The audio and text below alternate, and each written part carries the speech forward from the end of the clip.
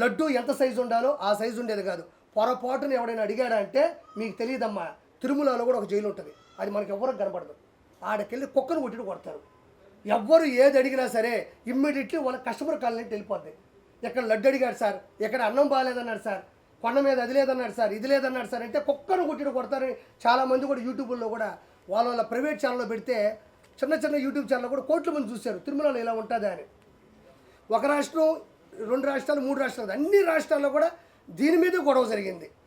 ఈరోజు దేవుడి దయ వల్ల వెంకటేశ్వర స్వామి ఆయన కాపాడుకోవడం కోసం కేవలం తిరుమలలో అన్ని విధానాలతో పాటు లడ్డుకు సంబంధించిన విధానాన్ని కూడా ఈరోజు తెలియడం, ఈరోజు కర్ణాటక కానించి, మహారాష్ట్ర కానించి, పూణే కానించి, ఢిల్లీ కానించి, ఆంధ్రప్రదేశ్ కానించి ఎక్కడ పెట్టినా దీని గురించే హిందూ మతస్థులంతా గొడవలు పెట్టుకుంటున్నారు.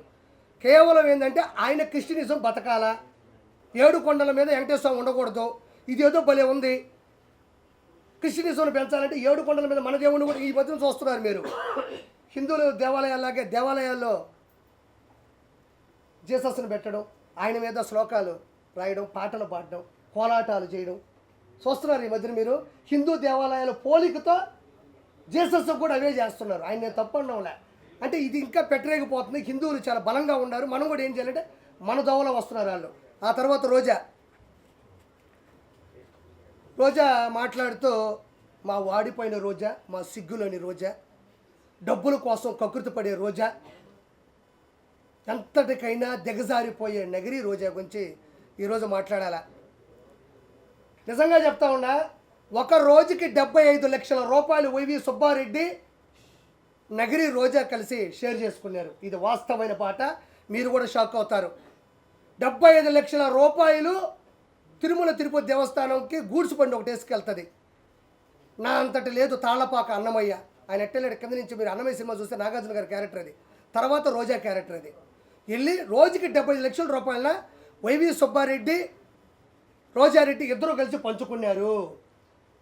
ఆ తర్వాత ఈ మనిషి ఏది పేపర్లో రాసిస్తే అదే చూసి చదవడం అనేది రోజాకి బాగా అవసరం.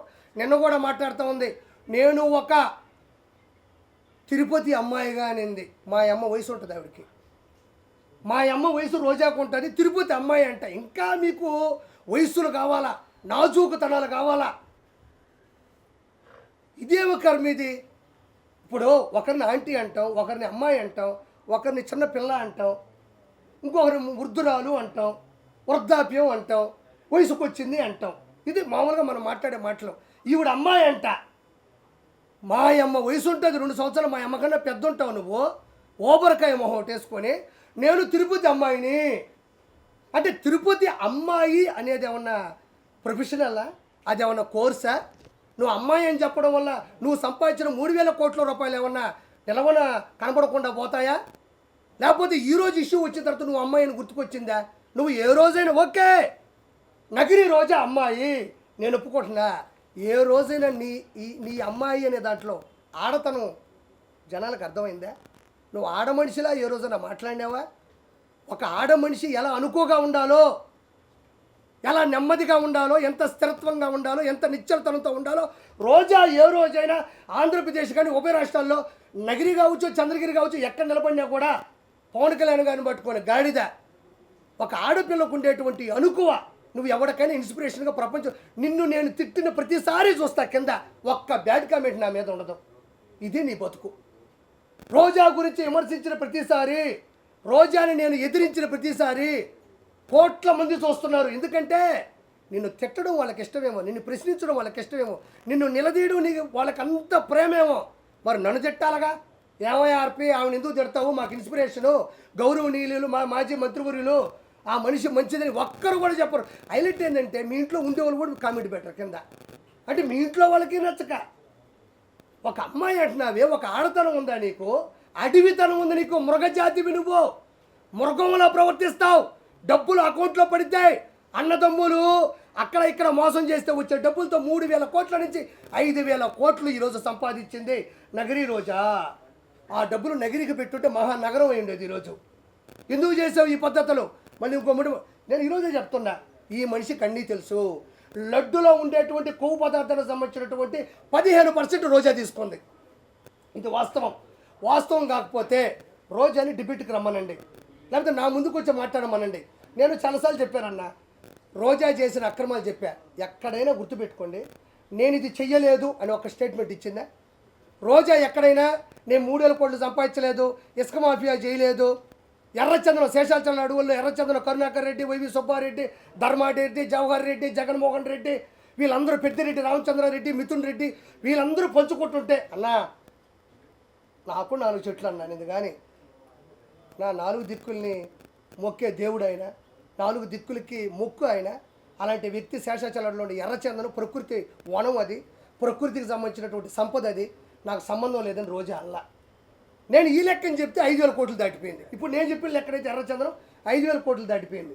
నేను ఒక మాట మాట్లాడింది, చంద్రబాబు నాయుడు గారు ఆయన హయాంలో మర్డర్లు, హత్యా రాజకీయాలు ప్రిపేర్ చేస్తున్నాడు అనింది. నేను రోజాను ఒకే ఒక క్వశ్చన్ సూటిగా మాట్లాడుతున్నా. చంద్రబాబు నాయుడు గారు మనుషులు చంపే వ్యక్తిత్వం ఉంటే, హత్యా రాజకీయాలు చేసే పనే ఉంటే ఎంతో కొంత పైపుడుతూ చేయాలి, మనుషులు పెట్టాలి. కాబట్టి మొన్న విజయవాడ విషాద విపత్తులో 30 లక్షల మంది జనాలు ఇళ్లలో వరదలో చిక్కుకుపోయి ఉంటే, అందులో టీడీపీ వాళ్ళు ఉన్నారు, వైఎస్ఆర్సీపీ వాళ్ళు ఉన్నారు, బీజేపీ వాళ్ళు ఉన్నారు, సిపిఐ వాళ్ళు కూడా ఉండొచ్చు. నిజంగా వాళ్ళు వైఎస్ఆర్సీపీ వాళ్ళు చంపేయాలి, హత్యా కుట్రలు చేయాలి, కక్షపూరితోటి రాజకీయం చేయాలనుకుంటే కేవలం వైఎస్ఆర్సీపీ వాళ్ళకి ఆహార పొట్లాలు, నీళ్ళ పొట్లాలు, గ్యాసు సిలిండర్లు, నిత్యావసర సరుకులు ఆపేస్తే సరిపోతుందిగా. ఓవరాల్గా 10 రోజులు పట్టింది కదా జనాలు ఇంట్లో నుంచి బయటికి రావడానికి. వాళ్ళ ఇళ్ళలో కూడా చిన్నపిల్లకాయలు ఉన్నారు, పాల ప్యాకెట్లు కావాలా, కరెంటు పోయింది, కొవ్వొత్తులు కావాలా, తినడానికి ఆహార పదార్థాలు, తాగడానికి పొట్లాలు కావాలా. 4 కార్యకర్తలు పిలిపించి ఇక్కడ ఎవరు వైఎస్ఆర్సీపీ వాళ్ళు అంటే ఖచ్చితంగా లిస్ట్ ఇస్తాడు. కాబట్టి ఇమ్మీడియట్లీ వాళ్ళందరికీ ఇవన్నీ ఆపేస్తే హత్యా రాజకీయం కూడా చేయక్కర్లేదు, వాళ్ళ పాటికి వాళ్ళే పోతారు కదా. ఆకలితో దప్పికలతో అలమటించిపోయి కుంగి కృషించి నశించిపోతారు కదా. 10-15 రోజులు ఎవరూ బతకలేరు. అందులో గాలి కూడా ఆడని ఊపిరన్న పరిస్థితుల్లో చంద్రబాబు నాయుడు గారు వైఎస్ఆర్సీపీ వాళ్ళు ఈ వరదల్లో ఎవరు చిక్కుకో ఉన్నారని జస్ట్ డేటా తీసుకుంటే చాలు. హత్యా రాజకీయాలు చేయాల్సిన అవసరం చంద్రబాబు నాయుడు గారికి ఎందుకు? జస్ట్ వరదల్లో కొట్టుకుపోతారు, లేదా ఇళ్లలోనే చచ్చిపోతారు. పోనీ చంద్రబాబు నాయుడు గారు పెద్ద మనసుతో ఎన్ని చేశాడు.